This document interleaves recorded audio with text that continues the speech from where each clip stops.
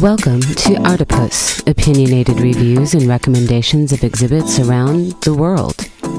This week, Artipoeus visits Farbrausch, the solo show of Mary Bauermeister's latest works at 401 Contemporary. The other night, I was at the famous Berlin nightclub Berghain to see the Belgian band SX open for Petite Noire. I know SX's lead singer, Susie Kahlich, and I went backstage to congratulate her.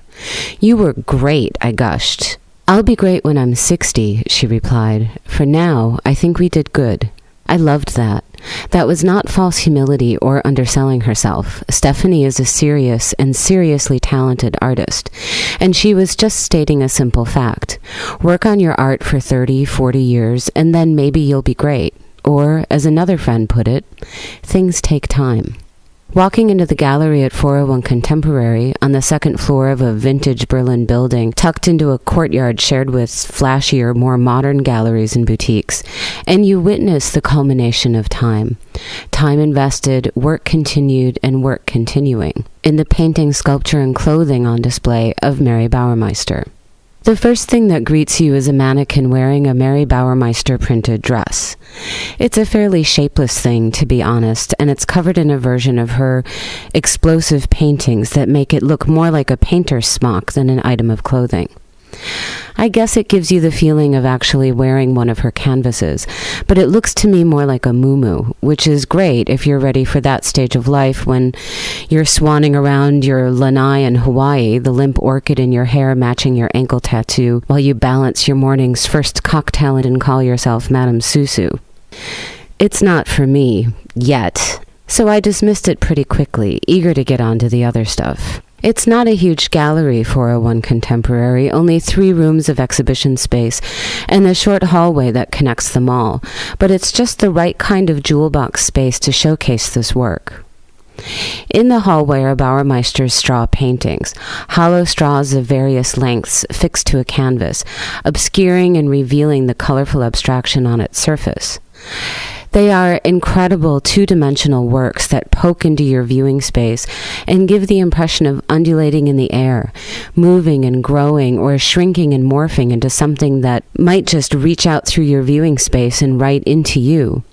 They gave me the chills, to be honest, between the threat and the seduction of them.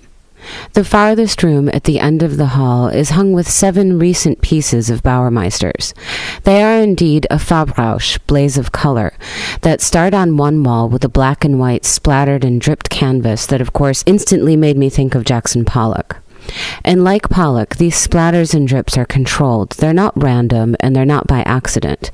They're a controlled experiment in energy exploding across a canvas. And they're so clearly the work of an artist confident in their hand after 60 years of practice that it quite literally stuns.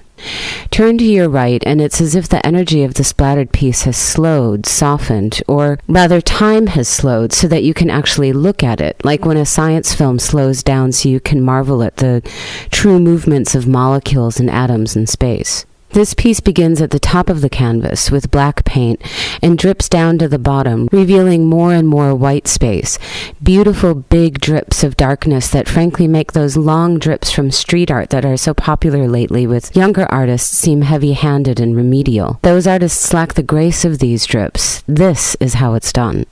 The movement continues on the opposite wall with 3 canvases that are sheer bursts of color.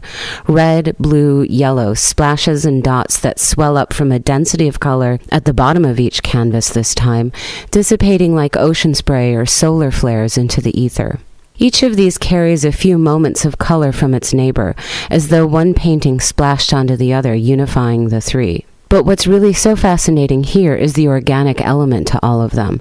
The red explosion is that of blood cells or a womb or the earth, splashing and blending into the blues of the sea and sky, mottled here and there with yellow from the sun. The yellow painting spaced a bit apart from the other 2 on the wall, giving the painting itself a distance measured in space and reminding us just how far light really must travel, but also how far it reaches through the ether of the blue all the way to the red of terra firma. And look closely at some of these spots and splashes, and you see where Bauermeister has allowed the paint to pucker and crack, transforming those two dimensions of color into little moments of organic life. A scab, mucous membranes, an orifice, the kind you see in a mature body full of pits and wrinkles and holes, the kind you see in a field of lava, cooled crust around the fires of an active crater. It seems like a small detail, but it's profound. A young artist never wants the paint to dry or crack or pucker. They're afraid it's a sign they don't understand or control the paint, or worse, that they're aping the old masters, whose varnishes and egg tempera only crack with age and time. A young artist is still too unsure, too unconfident of herself to risk a detail of misunderstanding. Only a mature artist like Bauermeister has that kind of confidence. She knows it works, and she knows what she's saying with it. It's not even a risk. It's a lesson.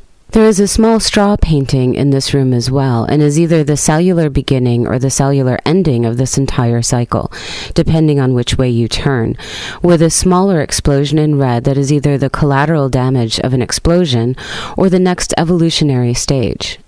This small painting is remarkable as well because Bauermeister has painted it on a small canvas and then layered acrylic over it, painting more red splotches onto the acrylic surface, creating a flattened out version of her optical lenses. The next room actually features more of the same, only these paintings are more clearly of the earth, the sea, and the sky and the sun. They're striated versions of these energy explosions, and I'm not as fond of the delineated levels in these. They give me less to imagine and play with, personally, and although the colors are just as vibrant and the paint just as active in movement in these paintings, they're simply not to my taste. But that's just my taste. What's breathtaking and awe-inspiring in all of these paintings is that they are the new works of vivid, bold color, full of energy and movement and vitality, of an 81-year-old woman. Mary Bauermeister is clearly not going softly into that good night, but actually burning brighter and more beautifully as she goes. The final room, it's not really a final room, but just the room I saved for last, is curtained off. Once you enter, you find yourself in black light, necessary to highlight the series of paintings here. Fluorescence. Bauermeister's energy structures glow in the dark here, taking what now feels like the very grounded on earth, very human poetry of the paintings in the other rooms and sending them into space. Here you find the fires of Mars, black spots on red like the black spots you see when you stare at the sun for too long. You find the births of red dwarves and stars and planets. You find, in what I think is actually my favorite painting here, long, thick strands of fluorescence on black canvas, like strings of DNA floating randomly in the universe, waiting for that exact right combination that will turn it into a person, a planet, a galaxy. Of course, it also feels very Berlin to be in a blacklit room full of fluorescent paintings, the colors pulsing to electronic rhythms and deep beats that maybe are still pounding away in your head from the club the night before. It was through Bauermeister's open atelier in Cologne in the 1960s that the Fluxus movement grew exponentially, bringing together people like the composer Carl Stockhausen, John Cage, Christo, Namjoon Paik. And it was Bauermeister and her art that inspired some of Stockhausen's greatest works, dedicated to her and performed with her over their 12-year collaboration. When Bauermeister and Stockhausen moved to New York City in 1962, they took the art scene by storm, Bauermeister especially introducing the world through her optical lenses, her play with perspective and poetry and perception, most importantly perception, of what is and what could be. The couple ran around with the likes of Robert Rauschenberg, Jasper Johns, Jean Tingley, and Niki de Saint Phalle, an association that would later influence Bauermeister's own foray into designing gardens and folksparks, expanding and carrying on the work of her colleague de Phalle. But then it all changed. Bauermeister and Stockhausen split. And for a little over 30 years, from the 1970s to the 2000s, while Mary Bauermeister was raising kids and designing commissioned gardens and studying energy structures and creating, Karl Stockhausen's, stock grew. He won honorary doctorates at various European universities, was given honorary membership to music and cultural societies around the world, won grand prizes and golden doves and bears and laureates, had sound studios and schools named after him, and even was awarded an honorary citizenship somewhere. His Wikipedia page lists over 30 honors and awards given to Stockhausen in that period. That's about one a year. Mary Bauermeister's Wikipedia page lists none. Except Bauermeister was the one bridging that gap between the visual and audio, bending sound around her lenses and canvases and straws and even stones, exploding it across canvases in the crescendo of supernovas, and using the oral element in her work to bring it into a completely different dimension. Finally, at 81 years of age and after making art for over 60 years, she can upstage Stockhausen. This is what greatness looks like. I love it when the opening act blows away the headliner. Mary Bauermeister's Farbrausch is on view until the 16th of April at 401 Contemporary, located at Potsdamer Straße 81 in Berlin. And if you're in Europe and get a chance to see Belgian band SX on their current mini tour or their upcoming tour in May, go, because they are great, and there's nothing more exciting than witnessing the birth of a supernova. That's all for Artipoeus this week. I'm Susie Kahlich. See you around town.